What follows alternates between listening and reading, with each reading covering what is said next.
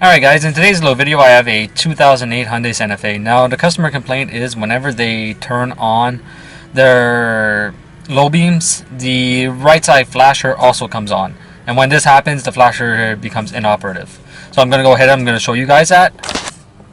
We're going to turn the key on. I'm off. I'm going to turn it on. And there you go. So, and that's what happens. Now, the left side works, the right side does not. Turn it off.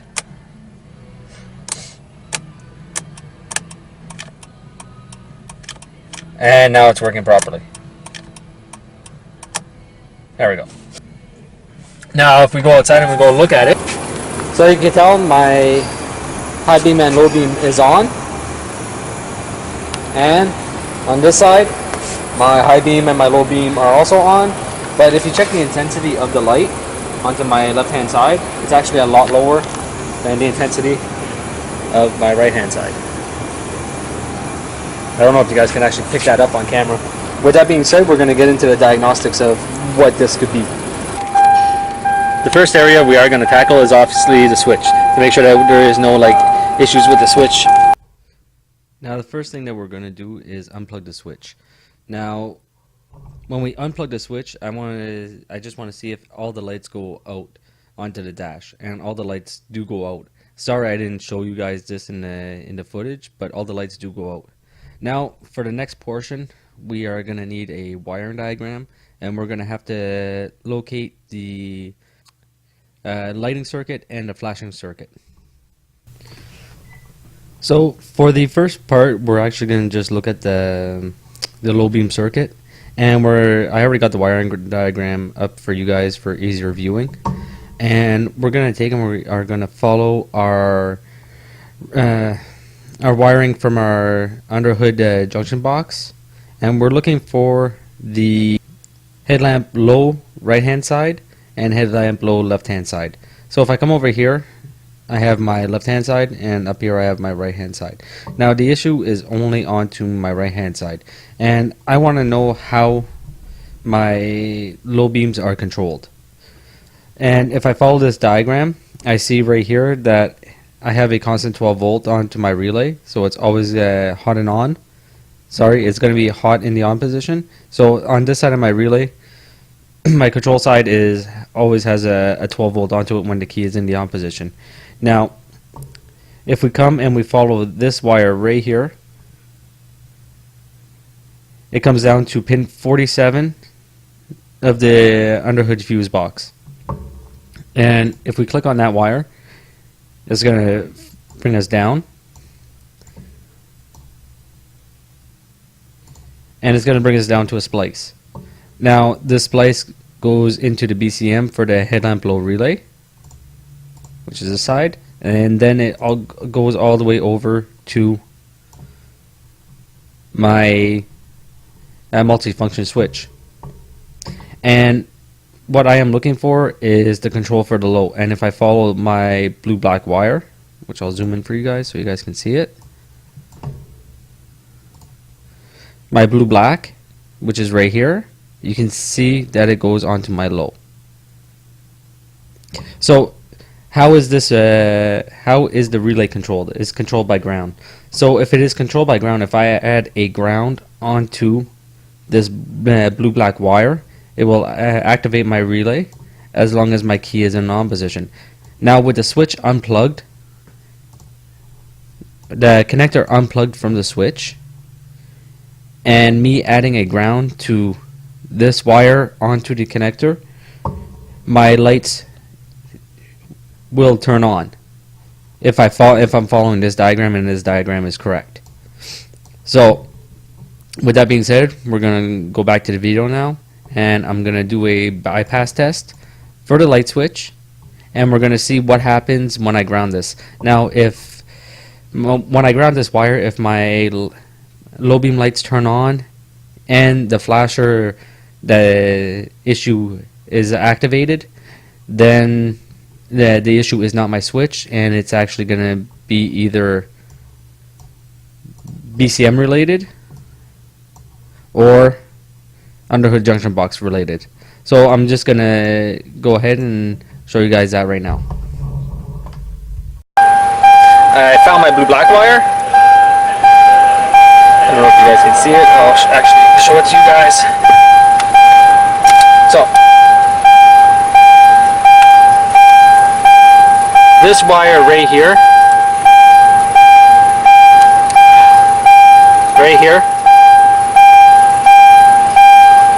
is my blue-black wire. Now when I ground this, get the key on.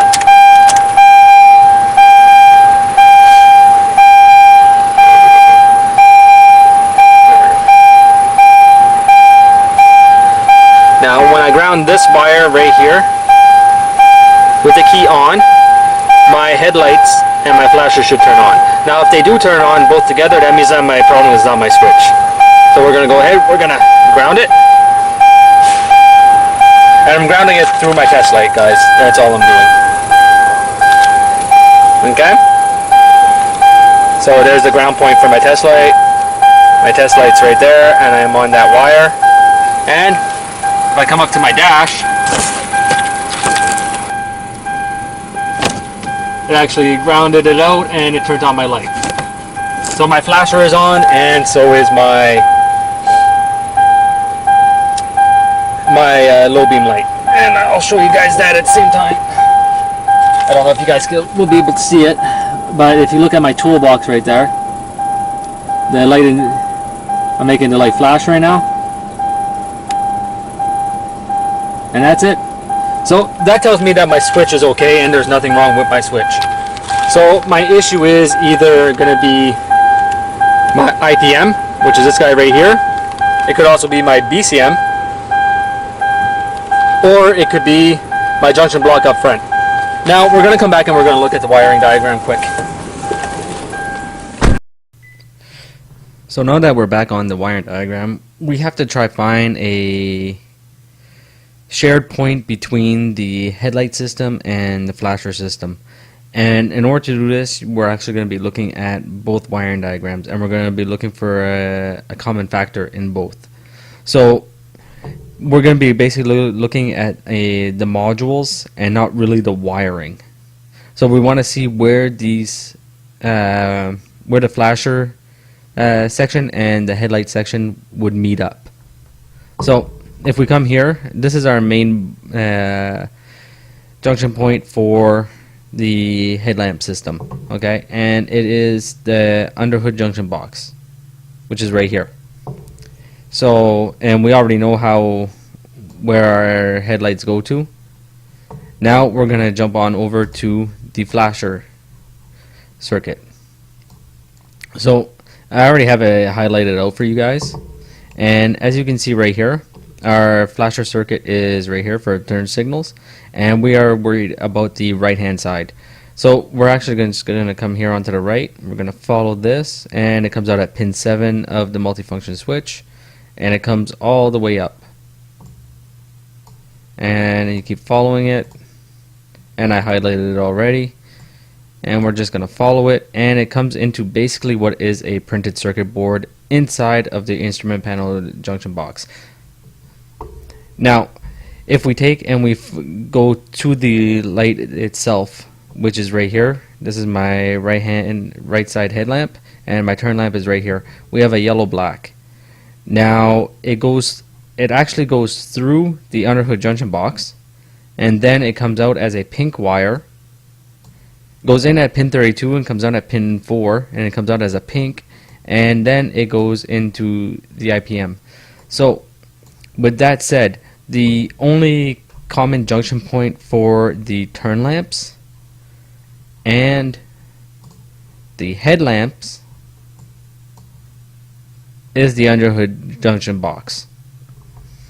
So if that is the only junction point, if we take and we disconnect the junction box and we isolate the circuit from the front of the vehicle to the interior of the vehicle, that's what we're going to do by disconnecting the junction box. We are actually going to take and separate the engine compartment from the passenger compartment. which is what we need to do in order to isolate this short.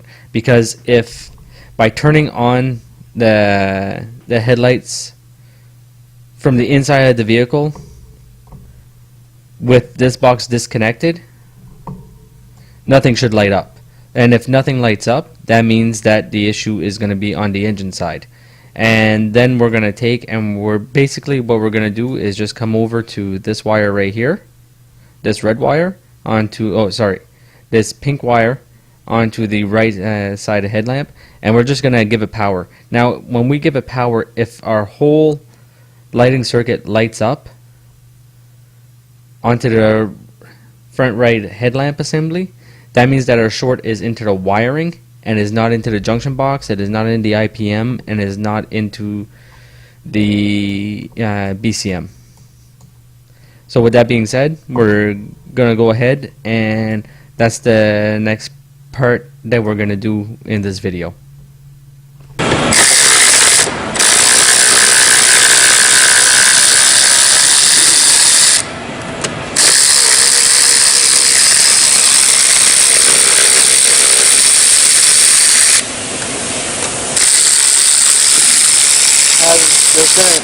There's going to be 4 bolts that have to be taken out. See, everything just went out.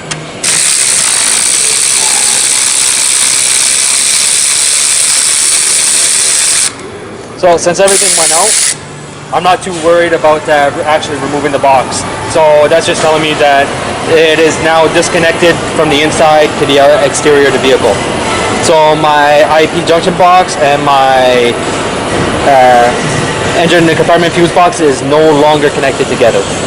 So now I'm going to bring you guys over to this light.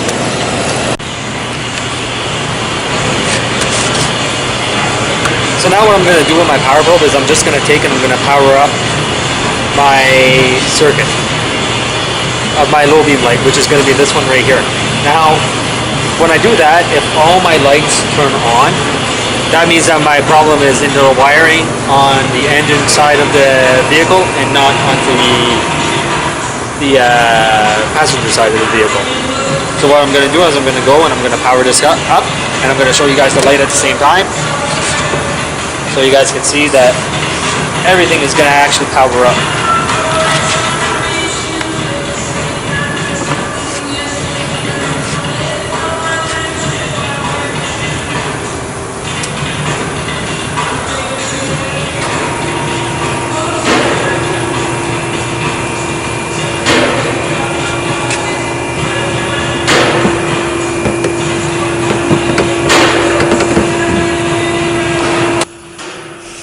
What that tells me is that there's an actual short onto the vehicle. Now, and that's a short into the wiring. So, because it's only affecting my right-hand side, I'm not actually going to worry about the left-hand side at all.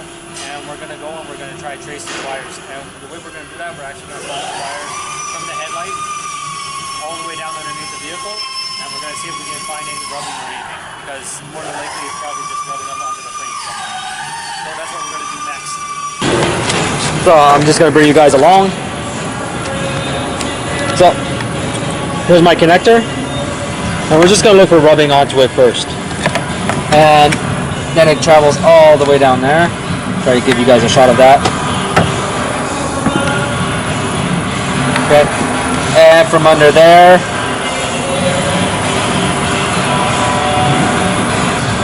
it travels underneath the vehicle. So what we're going to do next is we're going to lift the vehicle and we're going to check for some rubbing. Alright guys, so now we have the vehicle lifted, and this is my wire loom right here, this one, and it's going to take and it's going to travel all the way along. Now that I already see where it rubbed. So what we're going to take, we're going to follow, and oh, what's that? We have some open wire, and if we look closely, there's our short. So what happened? Why did it short out like that? Well, to be honest with you guys, I think that it might have actually rubbed on this guy right here, and that's what it is. So all that is actually affecting everything. So the wires are actually melted.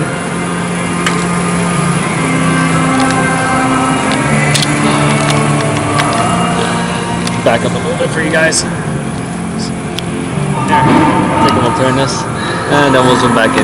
So as you can see, my wires are frayed, they're melted, and it's just one big glob of a mess. So that was the issue with this one.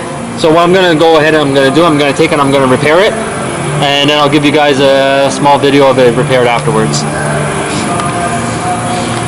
I know I said I'd give you guys a shot or a video of the repair after everything was completed, but the customer really wanted their car back and I didn't have time to do it. So, but I did take this picture just to show you guys how many wires actually needed to be repaired.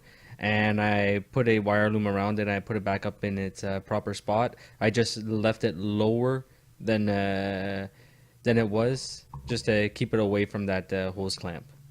But the car left and everything was working fine after the repair. So with that being said, I will leave you guys with all the information that I put in this video, and hope you guys have a good night, and I will see you guys again.